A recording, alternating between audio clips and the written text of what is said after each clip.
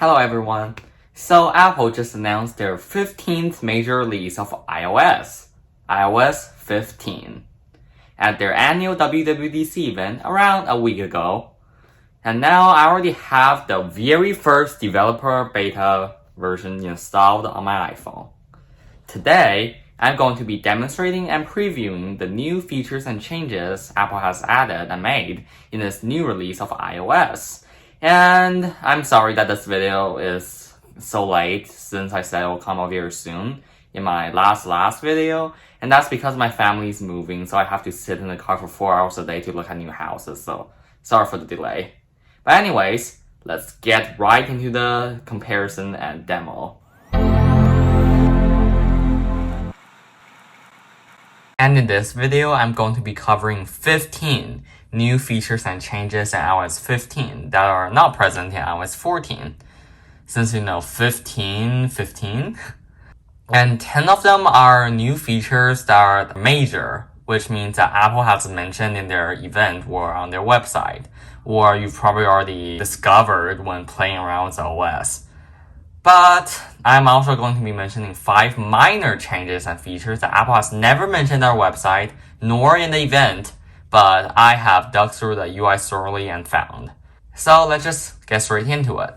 So let's start with the major changes. Number 1 is the Weather app. The Weather app has been completely redesigned and is like nothing you've ever seen it before. So let's just open it. This is the old Weather app, looks pretty typical, but the new one just looks way more modern. Look, you have this gradient background, and then everything is more compact, and they're organized into these cells, kind of like your widgets on the home screen.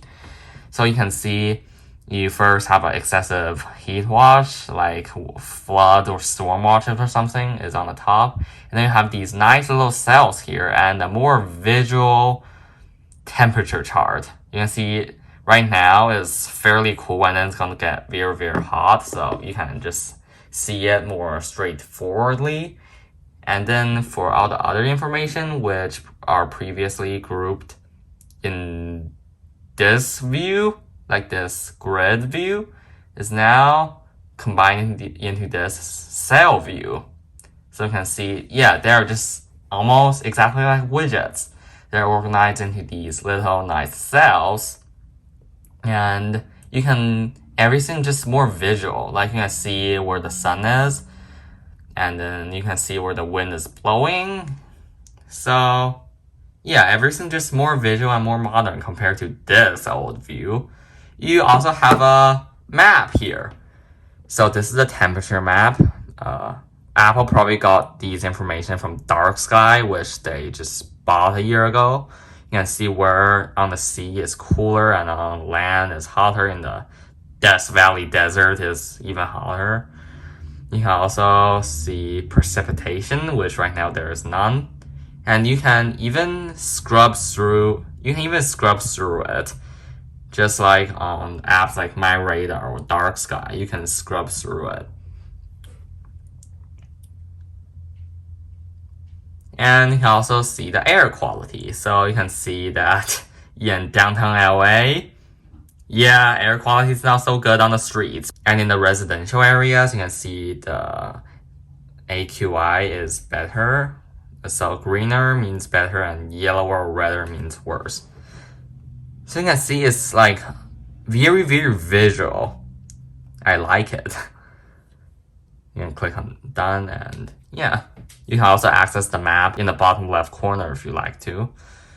It's also organized in this cell view and But now there are also updates to the Maps app. So let's just go to Maps. And you can already see that there are quite a lot of changes here. You can see that the mountains and stuff has been changed. You can see the color of the roads has been changed. Like highways and stuff are now just gray. And you can see that there are more topography. And you can see the topography. There are also a new mode. So Explore, Driving, Transit, or Satellite. Normally just on Explore, where before you only get Map, Transit, and Satellite. And in select areas, you can get much more detail on some of the stuff. For example, let's try to find Apple Park. You can see that there are very, very detailed 3D models here. Really, really nice. Very, very detailed 3D models. And if we go to like a support area like San Francisco, for example, you can even see the lane markings on the roads, which is incredibly detailed. So yeah, these are the new awesome updates to Maps. Now, notifications has been completely overhauled.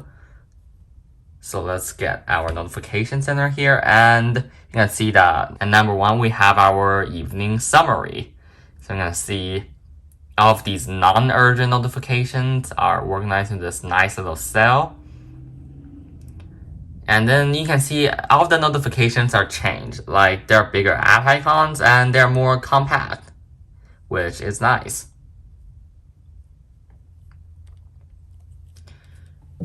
And you can also control which notifications can flow through by using the focus feature. We're going to talk about it later, but yeah, notifications have been completely overhauled. Now, iMessage. iMessage also received a lot of updates. So you can see that there is actually a FaceTime button on the top right now. So you can just tap on it and you can FaceTime the person. But there are more changes to iMessage. So for example, if someone sends you some pictures, for example, as I mentioned, my family is planning to move, so maybe we are texting each other about the houses we saw, and we are sending others pictures. Before in iOS 14, you get this weird big picture view, and each picture will be sent individually. But in iOS 15, the picture view are smaller and they are stacked together. If you have more pictures, they'll even be put together in a stack. And you can just easily save these pictures with the tap of a button, which you cannot do before. Before, you'll have to go to the picture and then you'll have to click on share and then click on save image. But now it's just the click of a button, which I think is really nice. Now, FaceTime has been completely overhauled too.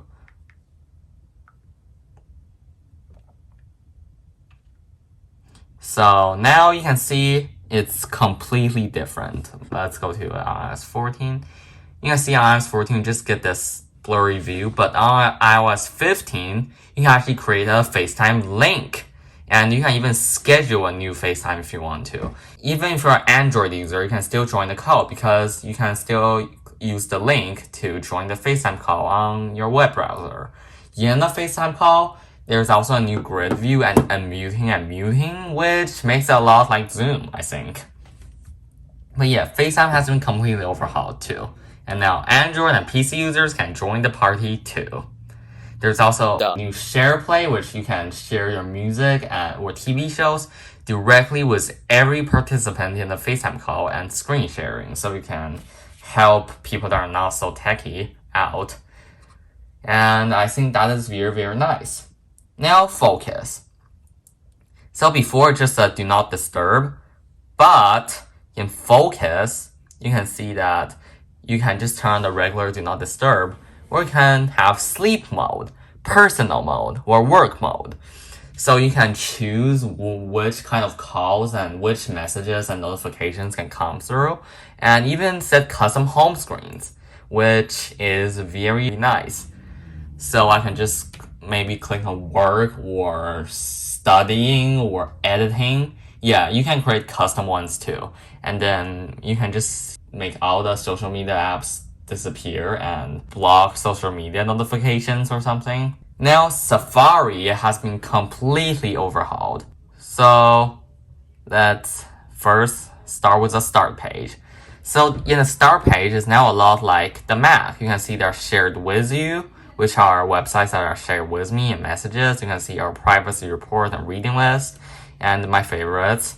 And you can even set the background image, and which is nothing like what you had before, which is just this boring view. Now let's go to a certain website. For example, my website. Now you'll notice the address bar is now on the bottom instead of the top, which is very nice. So you don't have to reach over to the top to enter your web address. You just need to, it's now at the bottom. And it disappears to the bottom when you are scrolling. Now, switching tabs are easier too. You just need to swipe between them. Look, now I'm switching between my website and the Toilet Squad's website. Now, the new refresh gesture is also very intuitive. You just need to swipe down, like refresh the website by swiping down, just like you would refresh a social media feed or something. And that is very nice. Not to mention, we also have this, new tab view here. Now we also have live text. So if you take a picture of something with text, for example, something like this, you can click on this button right here, and then you can just copy and paste text in the image. You can even translate them if they're in like a foreign language or something. Or you can just copy them all. And you don't really have that in iOS 14. Although this feature does require an iPhone with an A12 Bionic chip or later, so your iPhone 10s or earlier are out of luck. Now, shortcuts have also received a pretty noticeable overhaul. So, for example, if I go into a certain shortcut here, you'll see that there's a new bar on the top, so you can easily customize your shortcut, like the icon and the title of the shortcut very easily. Before you have to click on the 3 dots, but now it's just a tap away. Now, in iOS 15, it will also suggest you what actions you might want to do next. So if you are kind of lost with shortcuts, not anymore. Next action suggestions. So shortcuts has also received a pretty big overhaul. Now Spotlight Search will now give you more information. So in iOS 14, the Spotlight Search has been greatly improved, but this is just another level. So for example, if you look up a person, for example, this person that nobody knows called Tim Cook, you can see that there's now a larger picture view with a text overlay, and you can see all of the information about this person are more readily available and are categorized in this more compact view. And you can also see the news and pictures about this person. So yeah, pretty nice. Spotlight Search has also received a pretty big update. And now to the minor changes I've discovered myself, and Apple hasn't mentioned in their event or their website. So, the Settings app now has rounded cells. So before, just the cells spanning across the whole screen, now rounded. Boom. But that's not it. If you go to Accessibility, Audio and Visual, and Background Sounds, you can actually turn background sounds on. So you can choose rain and stuff, rain, bright noise, dark noise, and they will like always play in the background. So these are the changes in settings. There's also a new time picker view in iOS 15. So for example, if we go into a place with a time picker, you can see that before you have to type in a time like 12 or 3, you type in the time. Now some people like this because the view is more compact. You can also use this weird scroll view inside this text field if you want to. But this time Apple has actually brought the scroll view back, albeit in a smaller view and more compact view. But still, the scroll view is now back for all of you scroll view fans. So yeah, there's a new time picker view now. Now you can also see way more information in photos. So before you swipe up, that's it. That's all the information you get. But now there's actually an information button, and you can actually get basically all of the information about this picture. The file format, the file name, the name of the camera, how big is the image, how much space it takes up, the information about the camera, you can basically see everything. Whereas on iOS 14, yeah, that's it. Now, there are also several new widgets. You can see now we have some new widgets. For example, we have an App Store widget, Contacts, Find My, Game Center, and Sleep. Whereas you don't have them on iOS 14, you can see the Sleep widget basically tells you how long you slept.